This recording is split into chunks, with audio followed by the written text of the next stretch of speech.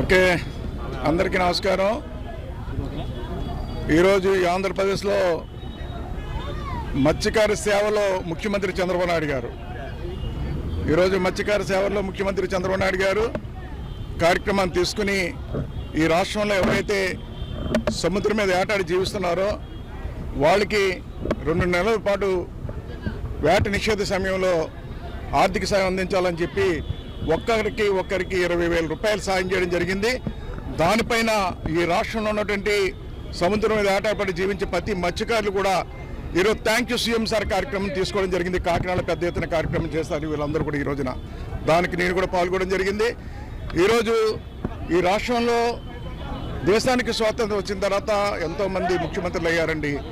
ఏనాడు కూడా ఎవరు కూడా ఈ రాష్ట్రంలో మత్స్యకారులు ఎవరు కూడా పట్టించుకోలేదు. ఎవరో పట్టించుకున్నారంటే ఈ రాష్ట్రానికి దేశానికి స్వాతంత్రం వచ్చిన తెలుగుదేశం ప్రభుత్వం అధికారంలోకి వచ్చిన తర్వాత ముఖ్యమంత్రి నారా చంద్రబాబు నాయుడు గారు అయిన తర్వాతే ఈ రాష్ట్రంలో మత్స్యకారులకి జీవన ప్రమాణం మెరుగుపరిచారు, ఆర్థిక సాయం అందించారని గర్వంగా చెప్తాను కూడా ఈ సందర్భంగా తెలియజేస్తున్నా. ఎందుకంటే ఈ మాట చెప్తున్నాను నేను, గతంలో కూడా 2 రకాలుగా జీవిస్తుంటారు వీళ్ళు. కొంతమంది సముద్రం మీద ఆధారపడి బతుకుతారు, జీవిస్తారు ఏటాడుకుని, కొంతమంది చెరువుల మీద జీవిస్తూ ఉంటారు. అలాంటిది 2 రకాలుగా జీవిస్తున్న వాళ్ళందరూ కూడా ఆయన ముఖ్యమంత్రి అయిన తర్వాత సముద్రం మీద ఆటాడు బతికే వాళ్ళకి బోట్లు ఇచ్చారండి, వలలు ఇచ్చారండి, ఇంజిన్లు ఇచ్చారండి, నావలు ఇచ్చారండి, అన్ని రకాలుగా ఆర్థిక సాయం చేసి బలపరిచారు. ఆ రోజున పూర్వం ఎవరైనా చనిపోతే ఇన్సూరెన్స్ కూడా ఉండేది కాదు. మొట్టమొదటి 96 తుఫాన్లో చనిపోతే ఆంధ్రప్రదేశ్లో మొట్టమొదటిగా మత్స్యకారులు చనిపోతే ఇన్సూరెన్స్ ₹1,00,000 ఇచ్చిన వ్యక్తి చంద్రబాబు నాయుడు గారు. ఆ విధంగా సాయం చేస్తారు.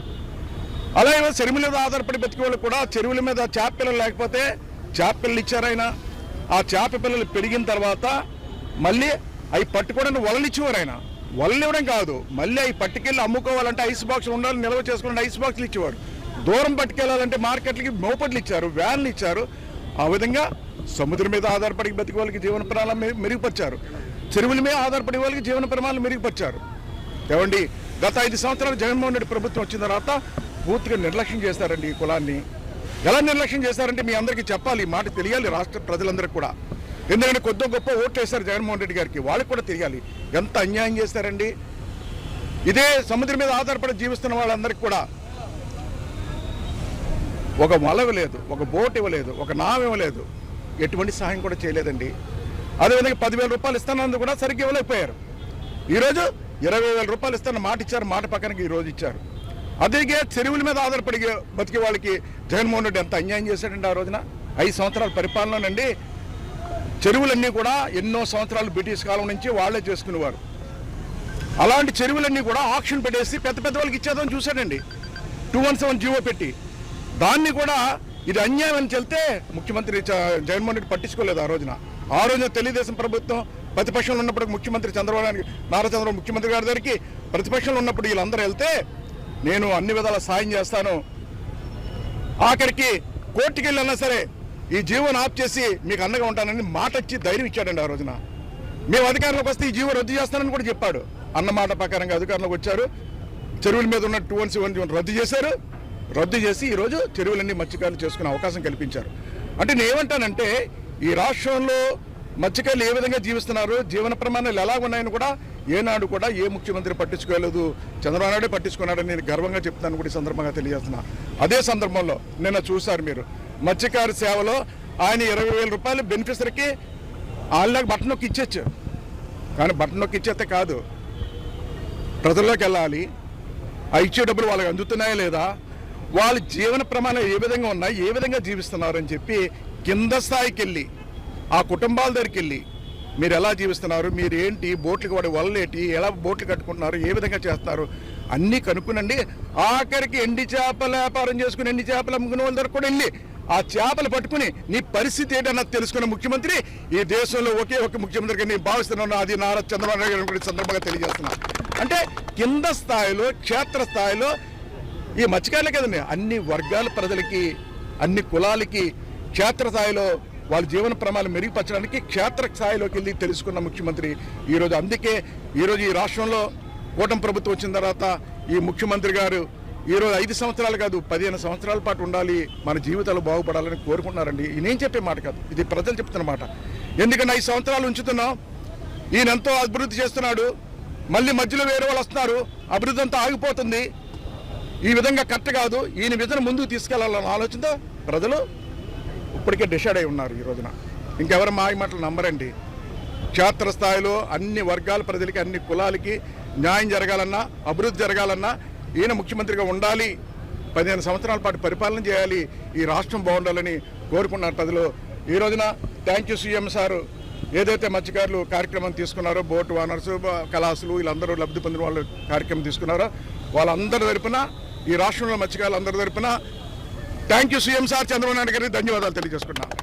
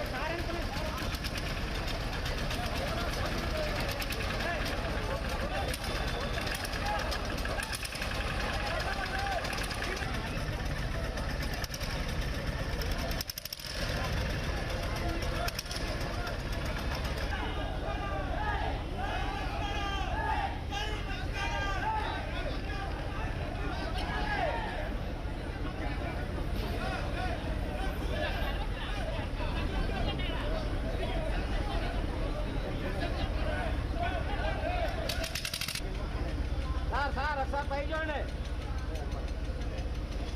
ఫోన్ చేయండి. హలో చూసే హలో హలో హలో చెప్పు కలవగా వస్తాను కొడుకు కేవడ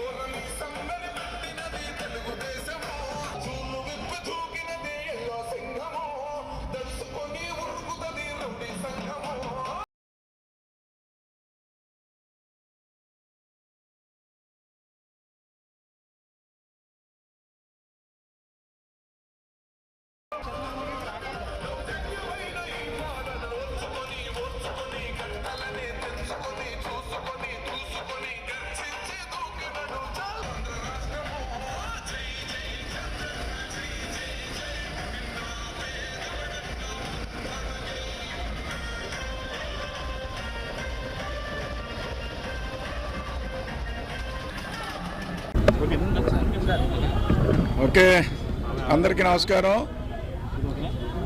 ఈరోజు ఈ ఆంధ్రప్రదేశ్లో మత్స్యకార సేవలో ముఖ్యమంత్రి